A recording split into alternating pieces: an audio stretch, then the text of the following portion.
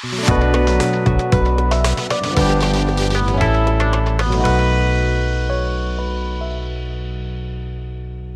this session, we are going to discuss clearly what is why programming language and what is programming language and what are the different types of programming languages we have and why we are going with Java. And after like I will make sure that every student or any particular person is willing to learn any data structures and algorithm.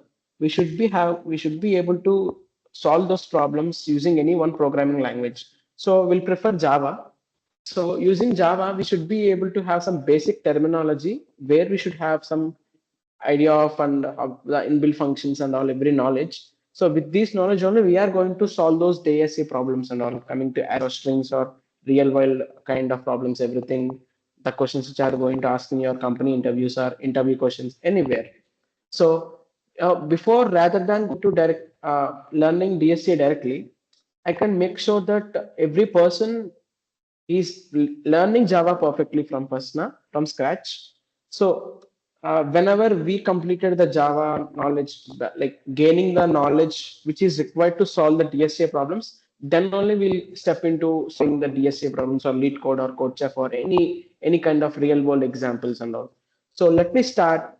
Uh, so in today's session, we are going to discuss about what are the topics of Java and what are the concepts and topics we are going to learn in this entire journey. But I don't want to tell you the entire concepts we are going to learn from beginning. So I will directly go with what is programming language and what is programming language. And I will tell you why we need a programming language first, and then we'll go to the step-by-step process clearly. Okay. So let me start. I'm not going to deliver, like I can say directly, I'm just maintaining one notes introduction to Java, like simple. So in this theoretical part, I will explain you the coding part also with examples. Plus, please make sure that you are all attentive and listening to the session clearly. Okay, done. So before, like why we need Java and why we need a particular, forget about C and forget about C++, forget about Java, Python, JavaScript, everything. Make sure that you are having zero knowledge towards your programming language and please be attentive. Okay. Next, introduction to Java. So why we need a programming language? I can say why we need a programming language. Simple. Why we need a programming language in the sense before not only Java guys, not only Java or Python or C or C++. So let me take an example of before. I will take an example of Java directly. Before Java, uh, what are the like what is before Java, like we are not having any programming languages in earlier days. What we are going to do at that time, uh, why any programming languages is very required or everything and all. So first I can say you let's understand why need a programming language, why or else why we need in the sense why we need now I can say directly why any programming language is required, why any programming language is required. Okay, before Java or C, Python or C++, let's understand why we need a programming language first. Okay, then basically, I can tell you a computer is a computer is a mission directly. A computer is a mission. So this mission doesn't understand, it does not understand the English. Okay, what we are saying, it can't understand to, cannot be delivered correctly or understandable to the particular mission. So for this purpose, like not only English, you can use any languages, English, Telugu, Hindi. These type of languages are not going to be understand to the missions directly. So to make our intention or to make our terminology to understand to the mission, we are going to use binary language. I can say you directly. So a computer is a mission. It does not understand, it not understand English or any English, Hindi or Hindi or Telugu, any languages. Okay, any language. Okay, I'm just speaking, etc. So to or any not only or etc. or any human language also I can mention directly or any human language. So to make sure that it understands language and it understands what we are saying directly. So for that we need so I can say directly computer understands only a computer understands only binary language. A computer understands only binary language. Binary language in the sense zeros and ones. Okay. A computer is directly going to understand is only one language. It's a binary language. Binary language is nothing but zeros and ones. Okay. So whatever we are saying, we will just write in the program and we'll compile that program. So whatever we written in the code, that code is going to convert into the binary language. Binary language is nothing but zeros and ones. So zeros and ones is the language computer is going to understand. Clear. So okay, fine. Up to here, okay. So what is next? So what is like what happens? Well, writing the program in zeros and ones. So why can't we just why can't we so some persons will have some doubts like why can't we write the code directly in zeros and ones? Why can't we write the code directly in zeros and ones? This may be some question. Okay, for this answer I can tell you it is very extremely difficult. I can say you directly extremely difficult to write the code, extremely difficult to write the code, and as well as we can get some errors and all. We can't even try to solve those errors, and we can't even able to read the code, not readable directly, and I can say you directly, we can't maintain that particular structure and whatever the rules and regulations also. So I can say you not maintainable also. So we can't even directly write our code in zeros and ones. So for this and to avoid these so to avoid this problem, the programming languages are introduced. I can say you directly, the programming languages came into the picture. Okay. So let me get into the concept. So programming languages came into the picture or as programming languages are created anywhere. So okay.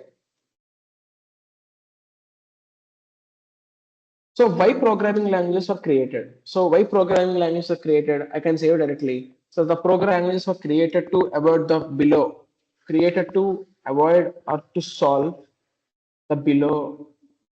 I can say it directly. Don't need it. As created, I will directly write the points. What? Why programming languages? Languages can communicate with computers easily. Okay, programming languages can communicate with computers easily.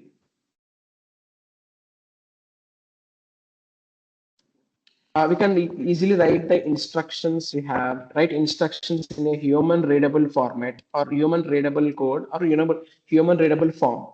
Okay, anything we can write. Uh, so what is next? It converts those after completion of our writing our code, we'll just compile that particular code. So what will happen while compiling? It will convert those instructions. It will convert those instructions into mission level directly.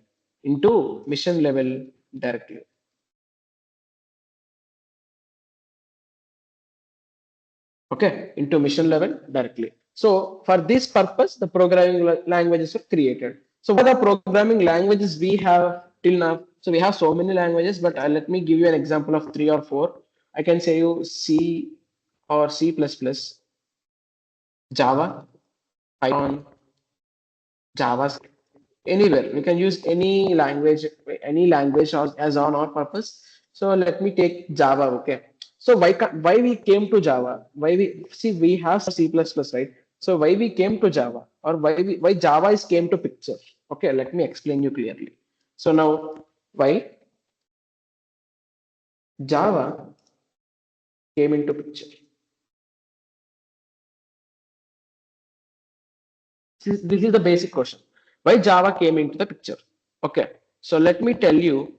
So this question is particular. Question need not. Some students may have this question, and some students may not have this question in their brain. Like specific people only, they are going to get this question. So for those specific people only, I'm discussing this question. Okay. So what is happening? So before Java, we have C and C++. Before Java, C and C++ are, as I can directly say, before Java, languages like C and C++ were widely used. Okay, were widely used. So many people before Python and Java, C and C++ are the languages were used made widely by the many persons or many users worldwide. Okay, but what happened? Why they are not using C++ in nowadays? So okay, and not nowadays we are not using C++. We are having some games like PUBG and Free Fire and Call of Duty and many more games. Those games were created using C++ only. Okay, but widely they are not going to use C++ entirely. Okay, but C++ are widely used before Java. But why we went to Java? So what are the problems we have in C and C++?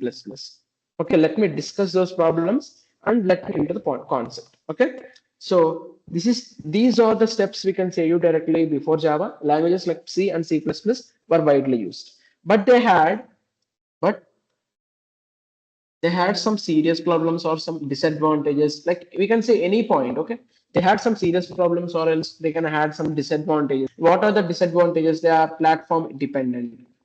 And they can we are going to have some memory management issues. And next security issues, and next complex syntax. I can say you directly complex syntax. And the next point, I don't need all those 3 points or 5 points, but I'm just saying to your understanding purpose. And it is difficult to use in large applications. It is difficult to use in large applications. Okay.